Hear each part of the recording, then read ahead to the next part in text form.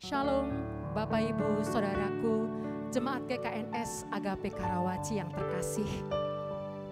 Dan juga Bapak Ibu Saudaraku dimanapun berada yang menyaksikan ibadah online pada saat ini. Mari kita datang menyembah Tuhan kita, Bapa yang setia, Bapa yang telah menunjukkan kesetiaan dan kemurahan-Nya, pemeliharaannya sempurna dan kasih-Nya yang menopang kehidupan kita sampai saat ini. Haleluya. Mari kita berdoa. Kami datang kepadamu ya Allah. Kami datang menyembah-Mu pada saat ini.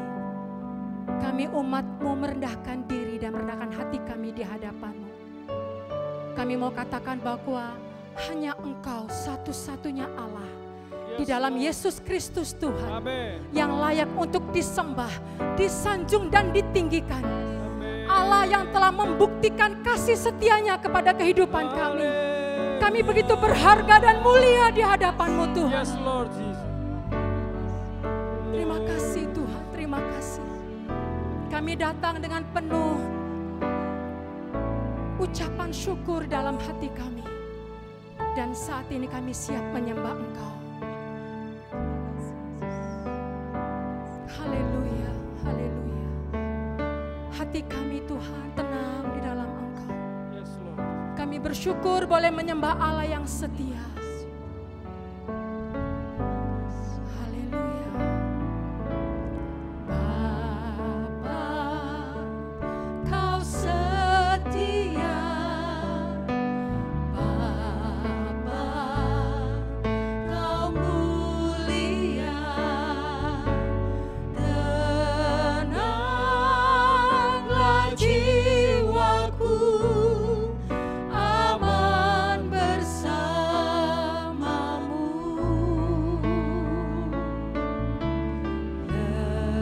Lebih dari harta, Kaulah segalanya.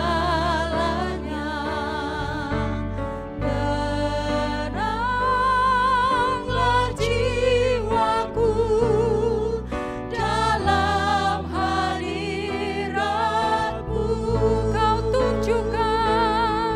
Kau tunjukkan kasih setiamu. Kau menyediakan yang ku perlu. Kau setia, Kau mulia, dulu, sekarang, dan selamanya. Kau setia, Kau tunjukkan kasih setiamu. Kau menyediakan yang ku perlu. Kau setia, Kau mulia, Bapa, Kau setia. Mari bersama-sama kita naikkan pujian ini kembali. Bapa, Kau setia. Bapa, Kau luar biasa. Bapa, Kau mulia. Hati kami tenang dalam hadirat-Mu Tuhan. Tenanglah jiwaku, aman bersamamu.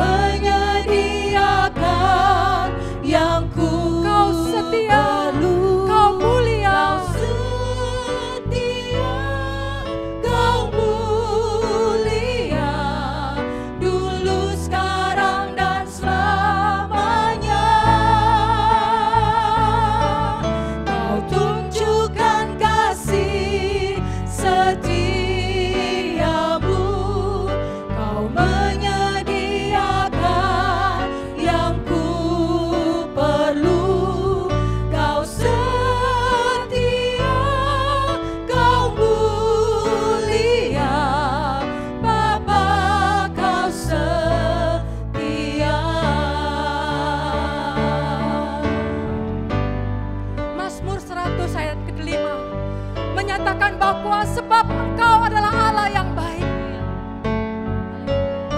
Kasih setiamu kekal sampai selama-lamanya. Dan kesetiaanmu turun-temurun. Itulah yang kami alami dalam kehidupan kami, Tuhan. Mari jemaat Tuhan dimanapun kau berada, kita katakan Kau Allah yang setia. Tunjukkan kasih setiamu, Kau menyediakan yang ku perlu. Kau setia, Kau mulia, dulu sekarang dan selamanya. Kau tunjukkan kasih setiamu, Kau menyediakan yang ku perlu. Kau setia, Kau mulia, Bapa Kau setia. Kau tunjukkan kasih setiamu. Kau tunjukkan kasih setiamu, Kau menyediakan yang ku perlu. Kau setia, Kau mulia, dulu sekarang dan selamanya. Kau tunjukkan kasih setiamu, Kau menyediakan yang ku perlu. Kau setia, Kau mulia, Bapa Kau setia. Kau setia dan Kau mulia. Kau setia, Kau mulia. Kau setia, Kau setia, Kau mulia. Kau mulia. Sekali lagi Kau setia. Kau setia, Kau mulia, Bapa Kau setia.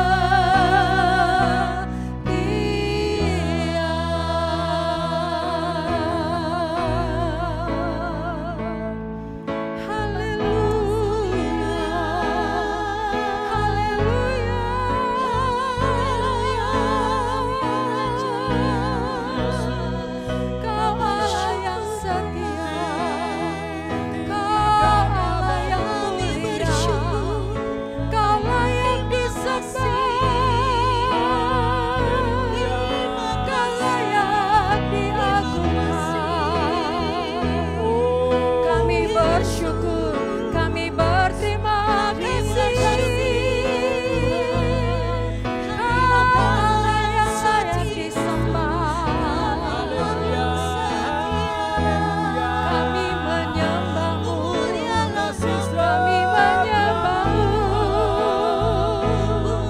kami meninggikan Engkau, kami memuliakan Engkau, sekalipun ke apapun keadaan kami Tuhan, kami tetap menyembah-Mu, kami tetap memuliakan Engkau. Haleluya.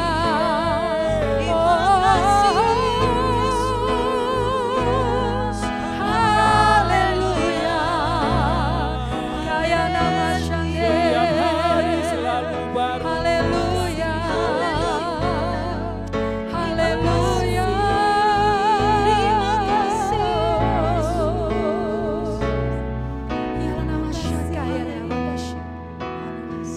Terima kasih Tuhan. Kau layak untuk disembah, Kau layak untuk ditinggikan. Umat-Mu pada saat ini datang kepadamu dan mau mengatakan, apapun kondisi bangsa dan negara kami, apapun kondisi saat kami ini, Kami mau katakan bahwa kami memiliki pengharapan di dalam Tuhan. Kami memiliki pertolongan yang nyata di dalam Engkau. Terima kasih Tuhan. Kau punya rancangan yang indah atas bangsa dan negara kami. Dan kami percaya Tuhan punya rancangan yang baik atas bangsa dan negara kami. Haleluya Tuhan Yesus, haleluya. Pertolongan-Mu nyata dalam hidup kami. Penyertaan-Mu nyata dalam hidup kami. Mari umat Tuhan, angkat tangan-Mu dan katakan pertolongan dari Tuhan itu ajaib. Pertolongan-Mu begitu ajaib, Kau telah memikat hatiku. Di saat aku tak sanggup lagi, di situ tangan-Mu bekerja. Amin, amin, amin. Pertolongan-Mu begitu ajaib, Kau telah memikat hatiku. Mata kami hanya tertuju kepada-Mu. Kini mataku tertuju Haleluya. padamu, ku rasakan kasih-Mu Tuhan.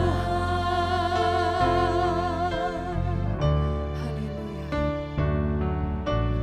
Hatiku tenang berada dekat-Mu, Kaulah jawaban hidupku.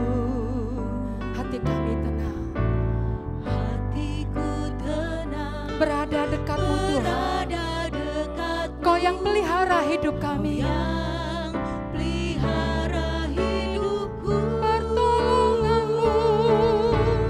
Pertolongan-Mu begitu ajaib, Kau telah memikat hatiku.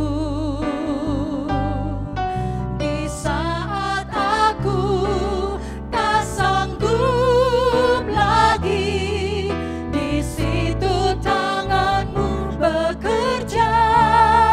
Amin Tuhan. Pertolongan-Mu begitu ajaib, Kau telah memikat hatiku. Kini mataku tertuju padamu, ku rasakan kasih-Mu Tuhan. Jemaat Tuhan dimanapun kau berada, Engkau yang telah mengalami pertolongan hari demi hari, dari waktu ke waktu. Bagaimana Allah yang ajaib itu menolong kita dengan caranya sendiri, dengan jalan-jalannya sendiri. Mari kita kembali angkat pujian ini. Kita mau katakan bahwa Tuhan, hati kami tenang. Hati kami tenang dalam hadirat-Mu Tuhan. Ada kekuatan dan ketenangan yang baru yang Allah berikan bagi kami bersama-sama. Pertolongan-Mu begitu ajaib, Kau telah memikat hatiku. Di saat aku tak sanggup lagi, di situ tangan-Mu bekerja. Pertolongan-Mu begitu ajaib, Kau telah memikat hatiku. Biarlah mata kami hanya tertuju kepadamu. Mataku tertuju padamu, ku rasakan kasih-Mu Tuhan. Kami rasakan kasih-Mu. Ku rasakan kasih-Mu Tuhan. Ku rasakan kasih-Mu Tuhan.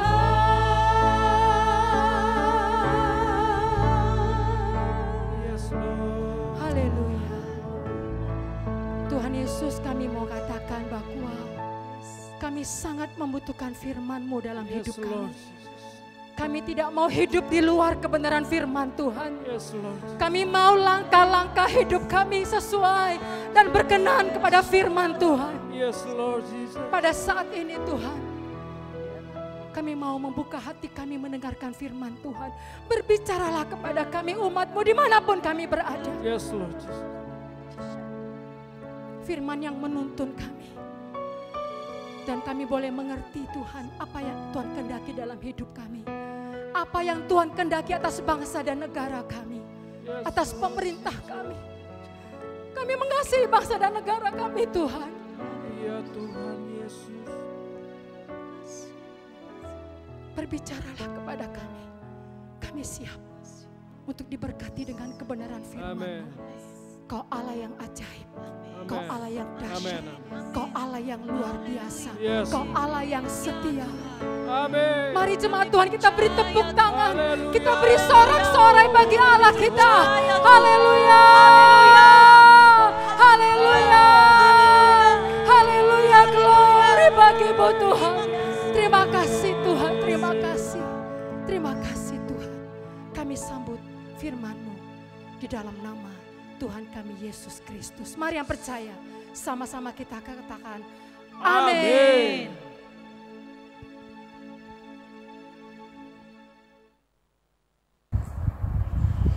Salam sejahtera sahabat-sahabat dan juga jemaat GKNS Agape yang Tuhan kasihi. Salam juga dari Bugem dan keluarga kami semua. Doa saya adalah Anda semua ada dalam lindungan Tuhan dan senantiasa sehat walafiat.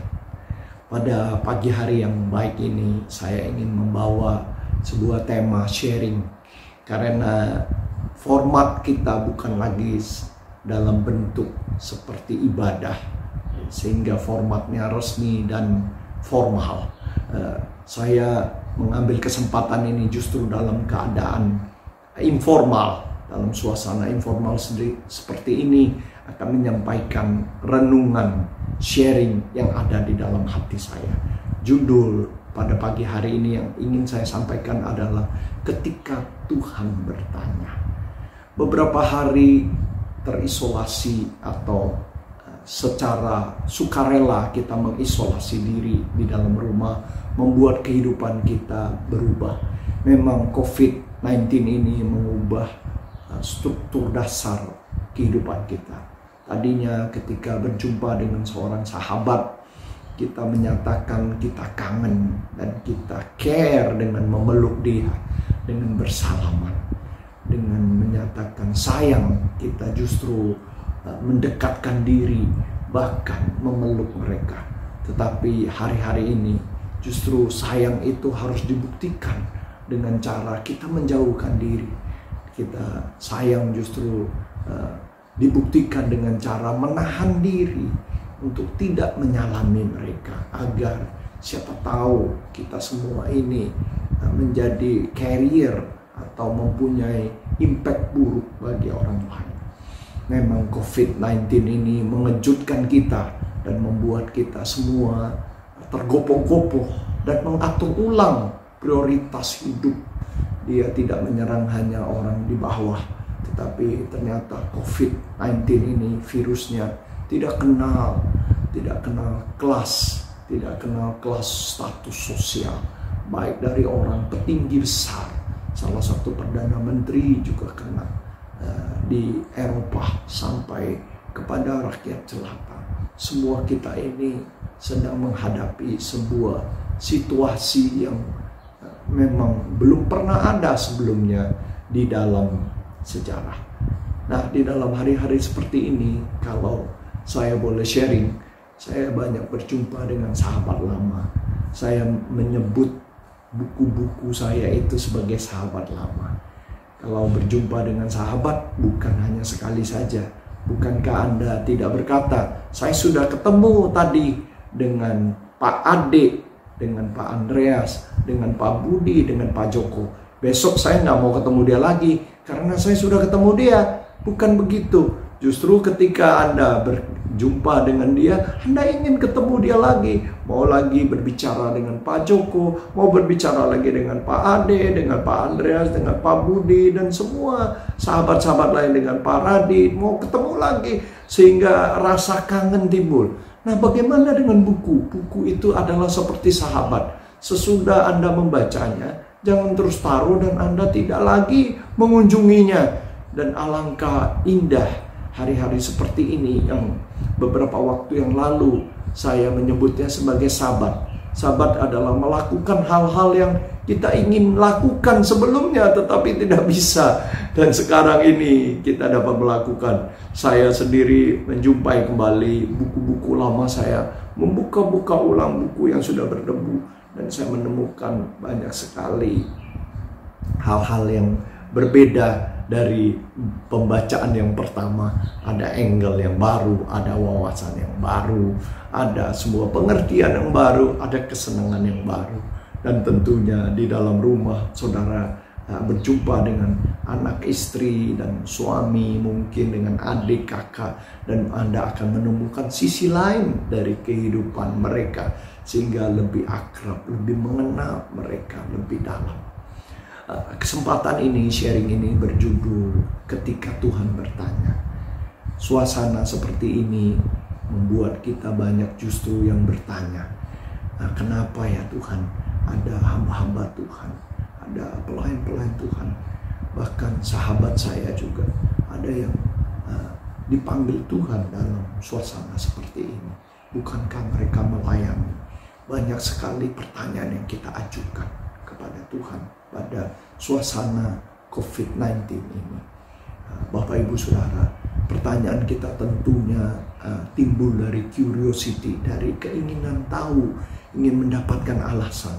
Padahal sebetulnya dengan kita bertanya begitu, ketika jawabannya ada juga tidak banyak menolong. Itu hanya memuaskan nafsu kita atau keingintahuan kita. Bertanya itu tentu baik. Dengan pertanyaan kita menemukan penyebab-penyebab dari virus. Kita menemukan bahwa ada antibodi yang akhirnya 14 hari kemudian akan tumbuh. Dengan bertanya kita menyelidiki semua ini. Ini tentu baik. Tetapi ketika pertanyaan kita kembali kepada Yang Maha Kuasa, pencipta langit dan bumi, kita harus meninjau ulang. Bapak Ibu Saudara, justru Tuhan yang bertanya. Di dalam Alkitab saya menjumpai bahwa setiap kali justru Tuhanlah yang bertanya kepada manusia. Ketika awal penciptaan di taman yang baik itu, di Taman Eden itulah, ketika pertama kali suara yang keluar dari mulut Tuhan kepada manusia Adam adalah, "Di manakah engkau?" Jadi sebenarnya yang bertanya kepada kita, yang lebih sering bertanya kepada kita adalah Tuhan sendiri. Tetapi manusia mengambil posisi itu. Manusia mau mempertanyakan Tuhan lebih dahulu. Itulah yang terjadi ketika Ayub mengalami penderitaan yang sangat-sangat dahsyat. Dia bertanya kepada Tuhan, "Mengapa engkau diam? Mengapa, di mana engkau Tuhan?" Dia bertanya, dia mengajukan beberapa tuduhan. Jadi saudara, bertanya kepada Tuhan ini ada kecenderungan, ada semacam memposisikan Tuhan sebagai pihak yang terdakwa atau pihak yang diinterogasi. Oleh Ayub dia kemudian menanyakan, "Tuhan, mengapa sudah berbuat baik tapi masih mengalami masalah?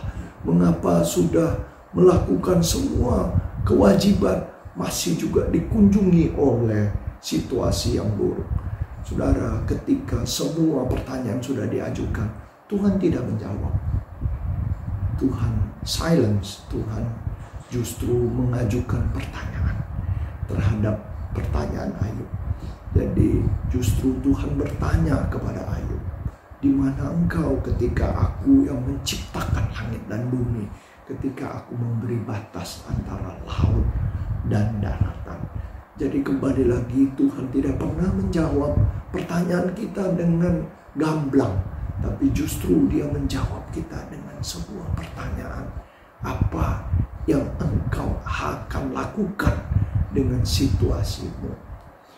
Ketika wanita yang berzinah yang kedapatan tertangkap basah di dalam kitab Yohanes pasal 8, Alkisah orang-orang Farisi ini ingin menjebak Tuhan Yesus.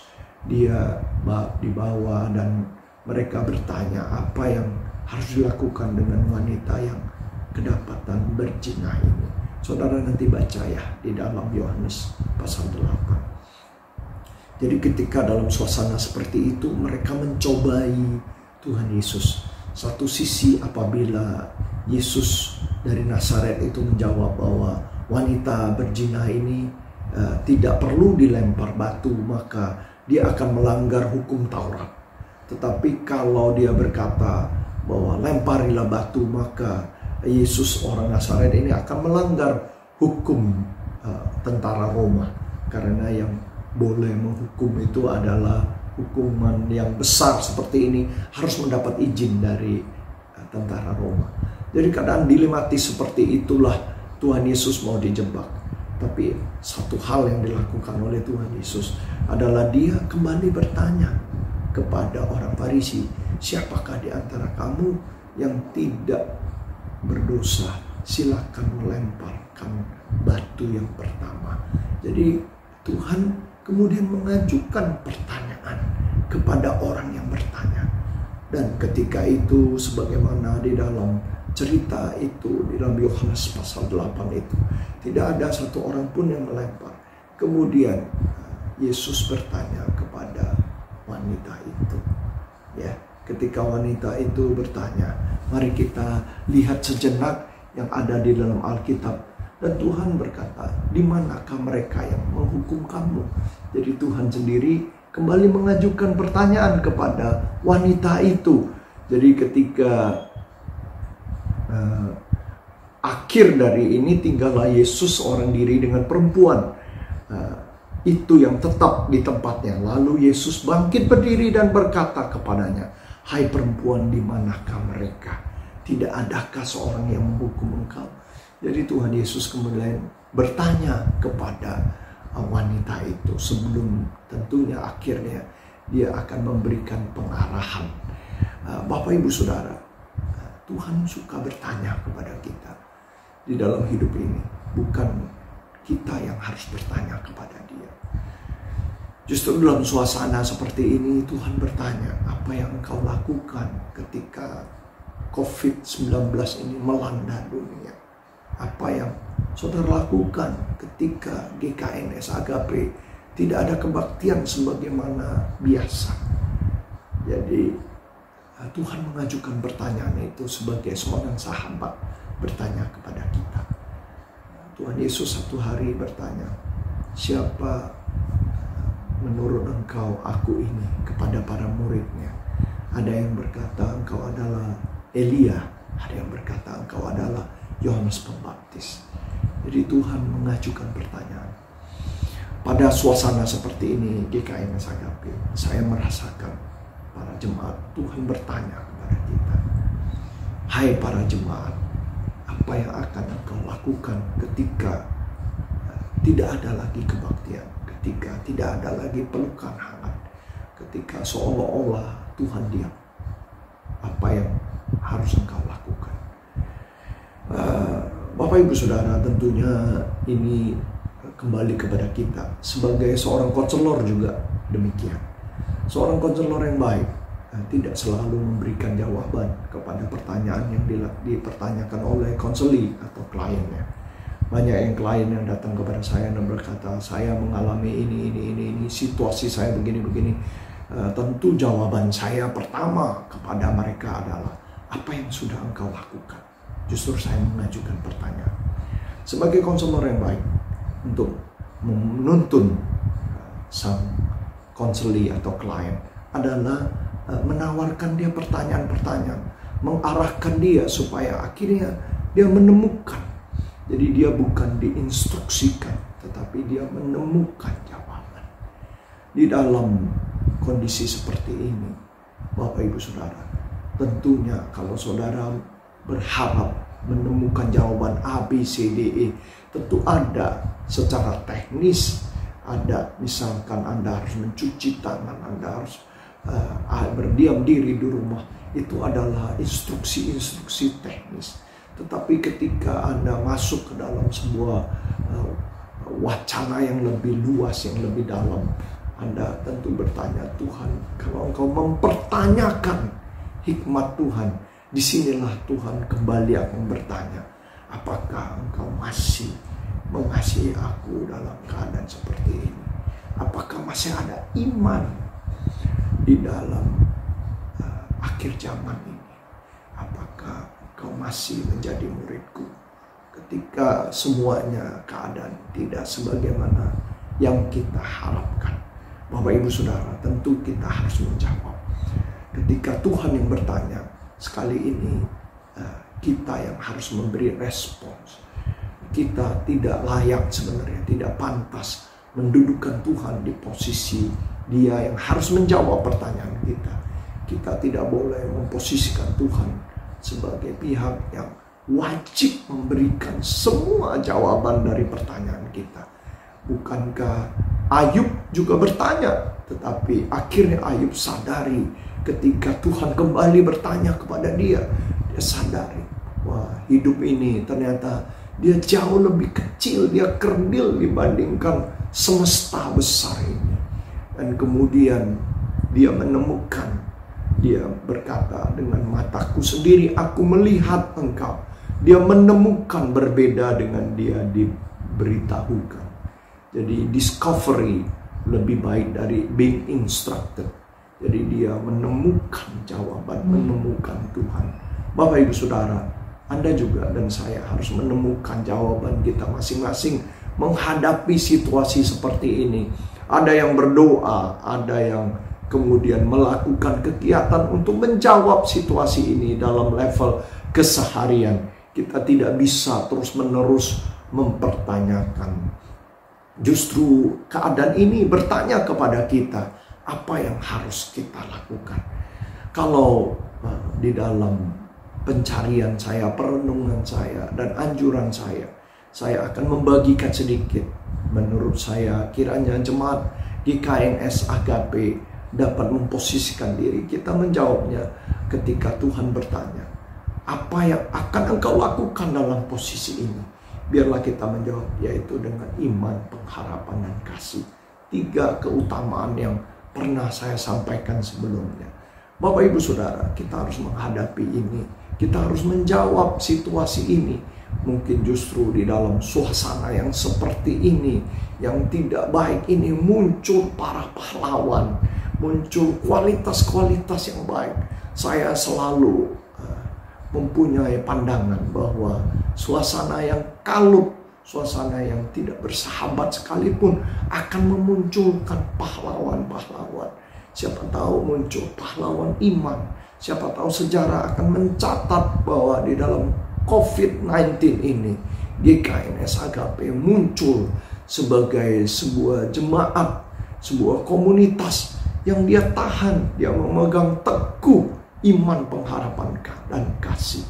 Iman, dia memiliki iman, percaya bahwa segala sesuatu ini sesuai dengan firman Tuhan. Ada Tuhan yang pegang kendali, ada Tuhan yang baik, tidak berprasangka buruk bahwa ini semua hanya mendatangkan kebinasaan. Tetapi dia mempercayai bahwa di dalam suasana seperti ini selalu ada yang baik, menumbuhkan iman dengan senantiasa berpegang pada janji-janjinya.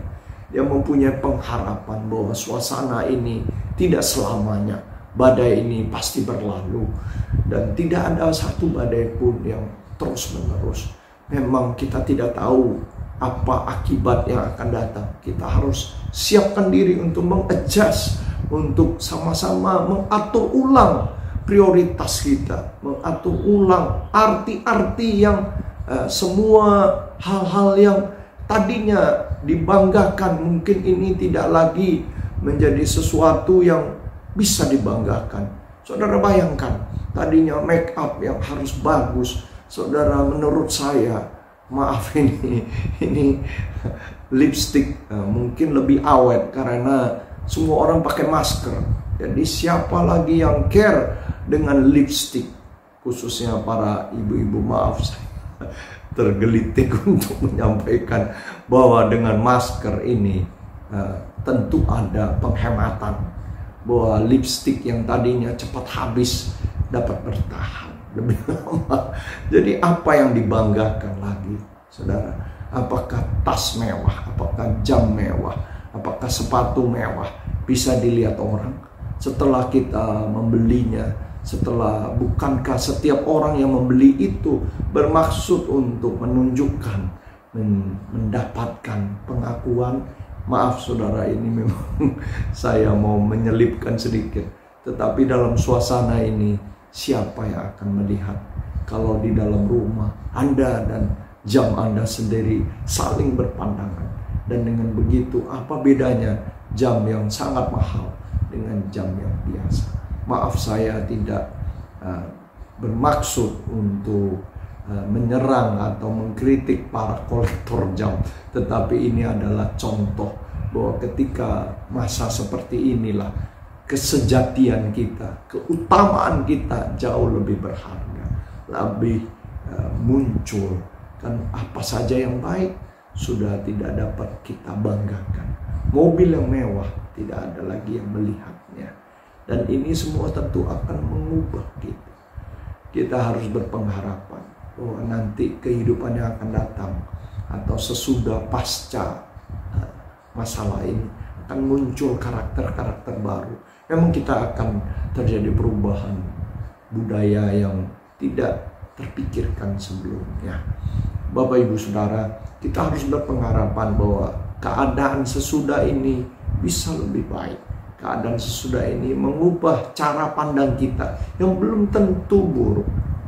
Saudara dan saya harus bertahan. Sekiranya mungkin waktu ini dipersingkat, sebagaimana di dalam nubuatan, bahwa ketika masa sulit itu datang, saya sempat tercenung ketika membaca ayat bahwa ketika masa sulit datang, dikatakan orang-orang harus lari ke gunung. Dan dituliskan kalau masa ini tidak dipersingkat, maka banyak orang-orang benar yang tidak diselamatkan. Jadi Bapak Ibu Saudara, mari kita berdoa sekiranya kemurahan Tuhan dapat mempersingkat ini semua. Saudara dan saya ikuti apa yang bisa kita kerjakan sesuai dengan anjuran pemerintah. Biarlah kita akan sama-sama menjaga diri, menjaga suasana, menjaga supaya COVID-19 ini dapat berlalu sambil menunggu bahwa beberapa penemuan-penemuan vaksin maupun treatment-treatment yang dapat mengatasi COVID-19 ini. Yang terakhir tapi yang paling utama adalah kasih. Bapak Ibu Saudara, iman, pengharapan, dan kasih ini unik, hanya ada di dalam Alkitab, tidak ada di tempat lain. Ketika Anda pegang erat-erat 3 kualitas keutamaan ini, ada sesuatu yang timbul. Kasih saya terharu, ada teman-teman dari peduli agape yang memikirkan orang lain. Jadi di dalam mengasihi ini tentunya luas. Kasih ini tidak pernah habis kalau kita gali. Dia tidak berupa hanya bentuk perbuatan. Kasih ini kalau saudara baca di dalam 1 Korintus 13, dia menusuk, dia masuk kepada lapisan yang lebih dalam, yaitu motivasi, ketulusan. Jadi kasih itu bukan hanya perbuatan.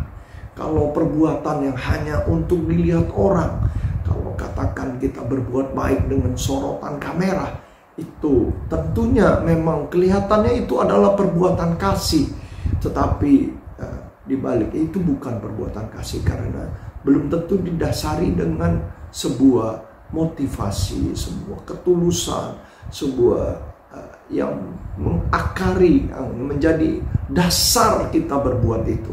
Jadi ternyata kasih itu tidak sesederhana perbuatan baik, Saudara tidak sederhana saudara berkata lembut itu mengasihi. Kasih adalah mempunyai banyak lapisan. Dia tidak berdiri sendiri. Bahkan kasih itu adalah sejenis gumpalan dari seluruh keberadaan hidup kita. Makanya disebutkan Allah itu kasih. Allah itu kasih bukan hanya dia menciptakan pelangi yang bagus. Allah itu kasih karena dia juga menciptakan juga gunung Merapi. Jadi kalau saudara melihat bahwa kasih itu bukan hanya dari sebuah perbuatan, tetapi dari keseluruhan dari keberadaan kita, itulah kasih itu. Nah, di dalam rumah kadang-kadang bukankah seorang ayah dia menunjukkan kasih kepada anaknya tidak dalam perbuatan yang lembut, bahkan dalam tindakan yang penuh dengan disiplin keras. Nah, apakah itu dia tidak baik? Kita tidak bisa menyimpulkannya demikian. Karena kasih itu bukan hanya ada pada lapisan tindakan, tetapi dia menggumpal menjadi satu dengan keberadaan kita. Jadi yang penting kasih itu bukan lagi perbuatan saja. Meskipun kita tidak boleh melupakan perbuatan. Perbuatan adalah manifestasi pengewanjatahan daripada sifat kasih itu, yaitu manifestasinya. Tetapi kita harus berubah. Kita sendiri adalah kasih. Kita sendiri sudah diliputi oleh kasih, mulai dari sifat kita, mulai dari motivasi kita, ketulusan kita. Bapak Ibu Saudara, ketika Tuhan bertanya, apa yang engkau lakukan?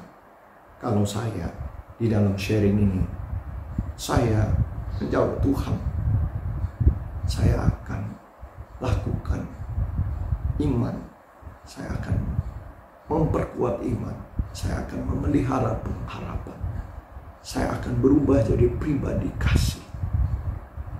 Dan saya mendengar sayup-sayup seperti Tuhan berkata kepada wanita itu, pergilah dan jangan berbuat dosa lagi. Saudara, saya mendengar sayup-sayup. Ya, kiranya ini menjadi kekuatan kita, bahwa kita harus menghadapi, meresponi ini dengan iman, pengharapan, dan kasih. Bapak Ibu Saudara yang Tuhan kasihi, sebentar lagi Paskah. Kita akan melewati Paskah yang berbeda, yang belum pernah ada sebelumnya. Saya akan mendoakan kiranya Paskah ini justru menjadi Paskah pertama setelah sekian lama saya menjadi orang Kristen, menjadi hamba Tuhan. Baru pertama kali Paskah ini akan dilakukan di rumah. Para bapak-bapak, para suami atau single parents, mari kita akan mengadakan perjamuan kudus dengan keluarga kita. Bagi Anda yang sendiri, nanti kiranya melalui sharing dari video akan dibuatkan supaya kita semua dapat memegang roti dan anggur itu, mengenang kembali kebaikan Tuhan, penebusannya. Hidup jauh lebih penting dari sekedar bernafas.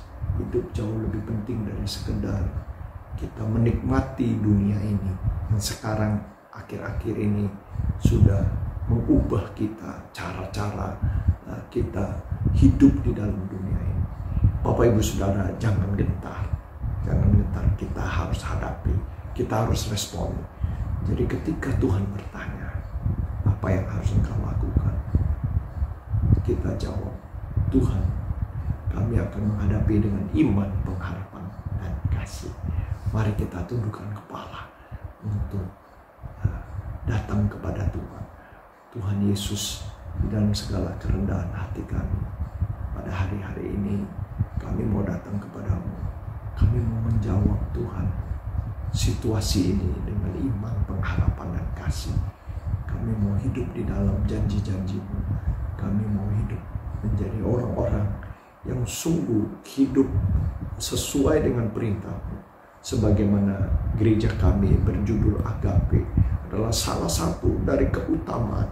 Kami mau mengubah bukan hanya tindakan kami yang agape, tapi kami sendiri menjadi agape. Terima kasih Tuhan Yesus untuk persahabatan, persekutuan kami, meskipun harus melalui media-media online. Kiranya Bapa di surga, Kau berkati seluruh jemaat GKNS Agape. Sertai Tuhan Yesus, berikan kekuatan, kecukupan, perlindungan-Mu, kasih karunia-Mu menyertai kami semua. Pagari kami dengan terang-Mu Tuhan, pagari kami dengan kasih karunia-Mu. Terpujilah nama-Mu. Di dalam nama Tuhan Yesus Kristus kami berdoa. Haleluya. Amin.